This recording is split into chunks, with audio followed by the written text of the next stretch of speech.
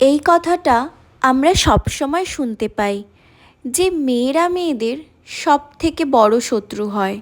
একটা মেয়ে নাকি আরেকটা মেয়েকে সব থেকে বেশি হিংসে করে।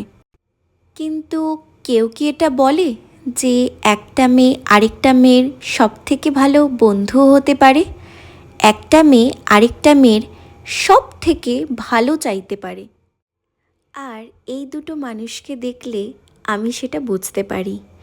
কি জানো তো, জীবনে এমন কিছু মানুষ থাকে যাদের সাথে হয়তো আমাদের রোজ দেখা হয় না, কিন্তু মনের টানটা বড্ড বেশি থাকে। তারা অনেকটা গ্রীষ্মের দুপুরে এক পশলা বৃষ্টির মতো হয়। তাদের প্রেজেন্সটা মনটাকে ভালো করে দেয়।